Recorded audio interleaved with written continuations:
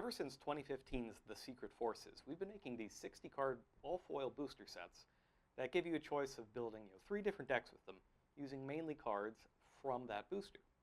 So one of the traditions we've had in those boosters ever since the start was that one of the 3 themes in them would have these overwhelmingly powerful cards that you normally can't get. Like you can't get cards that are that strong for most decks or generically. But the trade-off for it is that you have to follow some kind of deck building restriction or some restriction on your plays. So for example, Necroz was the very first of those. And it cut off, as the levels of the monsters got higher, it cut off the classic ways of getting ritual monsters into play, which is namely tributing one copy of it for the other. So for the level 4 and lowers, it's fine, do whatever. 5 and 6, you can't tribute another copy. 7 and up, you can't even tribute a monster of the same level. So fast forward to today, the deck that fits that mold from Hidden Summoners is the Mayakashis. It's a Synchro zombie theme, and it builds on the concept of the Synchro climb. One of the things that people used to want to do back when Synchro Monsters and Synchro-based strategies with TG Hyperlibrarian and that sort of thing were in vogue would be to summon Hyperlibrarian, and then summon a small Synchro to draw a card, use that as material to make another Synchro to draw a card, and so on and so forth, until you drew an impressive amount of cards and ended with a powerful field. And that's the kind of concept that you build off with the Mayakashi here. So there are 5 basic Mayakashi monsters and 5 Synchro monsters. Conceptually, the Synchro monsters are metamorphosized forms of each of the original Mayakashi monsters. They seem normal at first, but you turn your back, you look away, and then they turn into these frightful spirits. So the way they work is this. The non-tuner Mayakashis, these ones, while they are on the field, they stop you from using any monsters from your extra deck that aren't Mayakashis. The tuners have ways to special summon themselves back from the graveyard, but during that turn, you cannot have summoned anything from the extra deck that's not a Mayakashi. Each of the Mayakashis, the Synchro monsters are generic. They just take 1 tuner and 1 or more non-tuners. But you could only control 1 of each at the same time. And the goal of the deck is to play all of your extra deck monsters once, and then reverse course. Because each of these has an ability that says when the Synchro monster ahead of it in line, so let's say we take the 5 here, if the 7 is destroyed, that's Tengu, then you can banish a zombie from your graveyard to special summon back the 5, Tsuchigumo, and when each of these is special summoned from the graveyard, that's when their effect activates. So it's a little bit to take in, but let me demonstrate what you want to be doing with this deck. So the main monsters, the most important monsters I would say, are Hajin, the winged Mayakashi, and Daki, the graceful Mayakashi. Daki's a tuner, Hajin's a non-tuner. Hajin, when he's summoned, normal or special summoned, you get to special summon a Mayakashi from your deck, except for another copy of Hajin. So the basic play you want to be doing with this deck is to just put Hajin into play somehow. You could normal summon it, you could special summon it with 1-for-1 or one of the many zombie tricks. Just do whatever you can to get this monster on the field, and when his effect resolves, you want to special summon Daki. You usually put her in defense. So once you have tuner, non-tuner, add up to 3. You synchro summon, and you start with the 3. Now this is where Daki's effect comes into play. When you synchro summon or special summon a Mayakashi from your extra deck, it's special summon a Mayakashi from your extra deck, not just synchro summon. It works for the link as well. You can special summon Daki back. Well, now you've got tuner and non-tuner again, so you can just go to the next one, which is Tsuchigumo. And you go so on and so forth until eventually Tengu, Yoko, Gashidokuro, until eventually you wind up with this. And depending on the matchup that you're in, maybe you'll leave these 2 here, or maybe you'll go one further and summon the Link monster. If I'm playing against a slower deck, I like to end with this. If I'm playing against a faster deck with bigger monsters like Thunder Dragon, I would want Gashidokuro out instead. But in general, this is a pretty good field for just 1 card. You only need 1 card. You have the Hajin, and that turned into all of this and filled up your graveyard. Ideally, you want to back this up with some other method to revive your own monsters. Because, as we said, if this card is destroyed by your opponent by battle or their card effect, then the next one comes out. In the case of Gashidokuro, there's no bigger monster. You can't get to level 13 with a Synchro. That doesn't work. So instead, this monster comes back anytime a Link monster in your possession is destroyed. That could be this. It might not. This is a zombie deck after all, so you could be using Vampire Sucker if you're a little clever about how you navigate the restrictions of your monsters. For example, in this case, if this lasted till your next turn, you're not under any sort of restrictions anymore, so you could make Vampire Sucker and then use whatever revival cards you have to pull back Gashidokuro or whatever you need, draw a card, and get the effects. Speaking of the effects, what do you get when these monsters revive? Well, Gashidokuro becomes immune to card effects for the turn, opponent's card effects. Yoko destroys a monster on the field, and notably it's destroy one monster your opponent controls, not target a monster on the field. So that's a non-targeting effect. It's very useful. You get the same thing out of Tengu, except it destroys spells and traps. Tsuchigumo sends 3 cards from the top of each player's deck to the graveyard, which is, well, you're playing zombies, so you're probably going to load up a Mizuki, or at least you're trying to. And Oboro Guruma makes your monsters invulnerable to battle for the turn.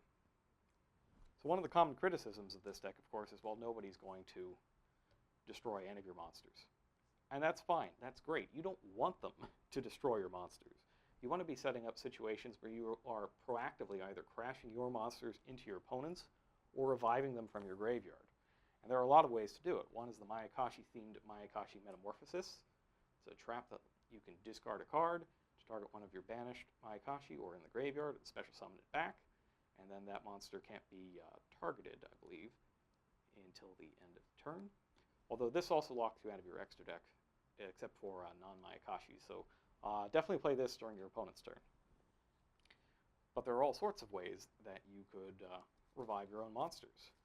Back to the front is a popular one, because just summon it in defense. There's no cost or anything like that. You're using Synchros, not Link monsters, so they can be in defense position. And then there's my favorite, good old Super Team Buddy Force Unite, which is great, especially if spell and trap removal starts to come back in vogue, as I suspect it might. Remember, one of the key things with Buddy Force is that if your opponent targets it with a card like Twin Twister, you can chain it, get your special summon, but then your opponent still destroys it, so you get another copy of the deck to set. Another common thing that comes up with this deck is that it's, oh, well, it's so hard to actually get Hajin. Well, it's not that hard. I mean, you've got your Hajins, you've got 1-for-1, but you also have Mayakashi Return, which is a spell card. It's also from Hidden Summoners, that takes any Mayakashi card from your deck, except another copy of this, and either adds it to your hand or sends it to the graveyard. So on top of all the other general zombie things, Unizombie, that sort of thing, it's really easy to get the cards where you need them to be to make this strategy function. Now, also, I believe I mentioned that each of these Synchros is a metamorphosized form of one of the smaller Mayakashis, but what about Yuki Ono over here? She doesn't have a non-metamorphosized version yet. That's going to be coming sooner than you might think in Savage Strike Special Edition, so keep an eye out for it. Now, as for the rest of your Mayakashis, so Daki comes back when you summon a Mayakashi from your extra deck. They have another tuner, and that is Tsukihagi, and he comes back from your extra deck when one of your monsters is destroyed, when one of your Mayakashis is destroyed. So the general dream is that you'd be able to do something like this, have these out with Tsukihagi in the graveyard. It doesn't happen quite so much, and Tsukihagi is not something you really want a huge number of copies of. But, it's nice when it happens, so I would still play the one. So I mentioned that this is a deck that you can build primarily with cards from Hidden Summoners, and you can. And in fact, you can build this with primarily cards from the last 6 or so months before it was released. So this came out, in November in Hidden Summoners, and you can build a Mayakashi deck entirely out of cards from the 6 months prior. So let's start with Flames of Destruction And yeah, Flames of Destruction is the earliest with a copy of Vampire Sucker, and move on from there. So in terms of Mayakashis, and this is just a sample, you will find very quickly that you want to tweak some things in terms of the number of monsters you play, in particular Mayakashis. So you would go 3 Hajin, obviously. I think no matter what you do, you're going to play 3 of those. A good starting point is 3 Daki, even though you don't need all of them. A pair each of Shafu and Yasha. So Shafu, when it's normal or special summon, revives a Mayakashi from your graveyard in defense, but its effects are negated. And Yasha, you can discard a Mayakashi to special summon this from your hand. Now, in addition to those, monster-wise, you're going to want your standout zombie monsters like Mizuki and Unizombie.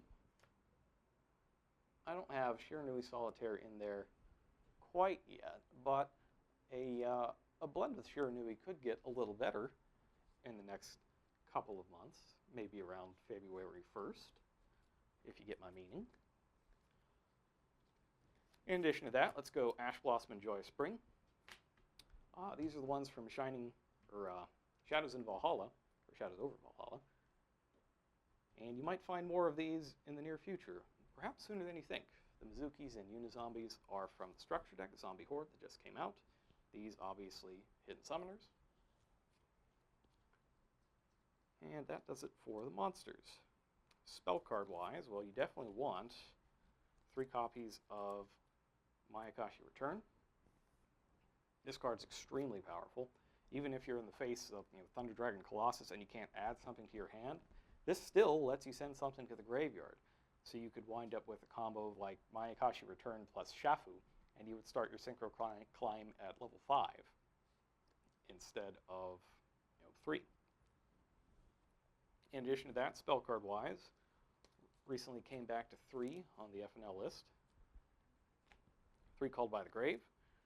One of the things that really hurts is having your Hajin get hit by Ash Blossom, so you want to run the counter to that, if at all possible. Now this is just a product of the kind of decks that I play against a lot, but I'm running 3 Twin Twisters. These are also from Shadows in Valhalla, but you can also find them in Ultra Rare if you prefer those, in the Legendary Hero decks. Play against a lot of Gozen match. It hurts, since these are all different attributes.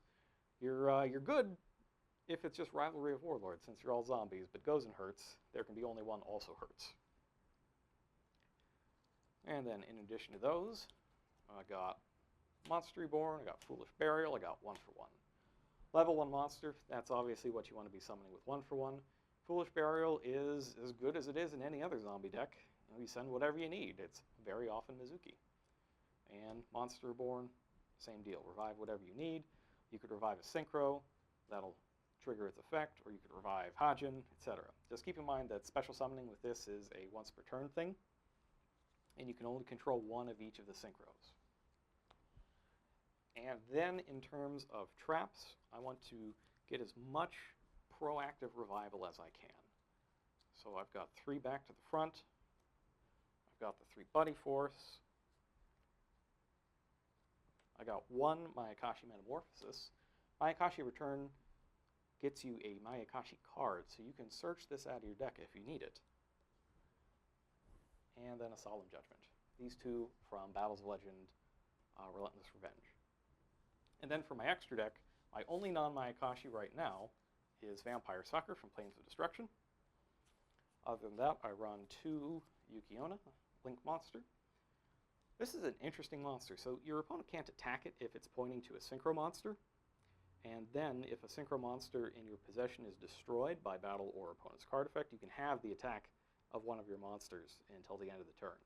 So the way you would use this is if your opponent has a huge monster in the way, you would want to have Yuki-Onna and revive a Synchro behind her and crash that Synchro into your opponent's big monster and then trigger your Mayakashi's effect in the graveyard and Yuki-Onna. So you'll shrink your opponent's monster so that you can defeat it, and you'll get a special summon from the graveyard. And then, of course, you got your Synchros. All right, let's lay them out real fast. There's Yoko. Now, how many you run of these is generally up to you. I recommend 2 minimum of each. and then you have 2 free spaces to play with, where you can either add off-theme cards that you might find a chance to make, or you could add more synchros. In this case, I used another Tengu and another Yoko. But that could be stuff like, if you're going to put Shiranu Solitaire in, you could have Cyframe Lord Omega, or you could put Borreload or Boral Sword Dragon in. There are a lot of choices. And just like most zombie decks, these are very portable. You could take whatever you think are the best cards for Mayakashi and put it into a different zombie deck. So let's say you wanted to take Return, Hajin, Daki, and some Synchros and toss them in a Shiranui deck. Well, you could do that. These Synchros don't require Mayakashis. You can just go nuts if you want. And perhaps you want to use a little more out of your Zombie Horde structure decks. Well, it's really easy, just even with this, just to modify the numbers of each Mayakashi you play and introduce a Zombie World package in. You have Zombie World, Book of Life. It's a great deck for Zombie Necronize, since you have so many level 5 and higher zombies. And Banshee, Glow Up Bulb, Balazrosh. There's just a lot of great stuff that you can do, starting with a powerful 1-card setup off of Hajin. Mayakashi has been one of my favorite decks to play over the past couple of months. I played it a lot over the Thanksgiving break. I will still play it in the office quite a bit. It's a lot of fun and it's very powerful, as long as you know how to navigate the restrictions that it places on you. That's it for now. Thanks for watching, and I'll see you next time.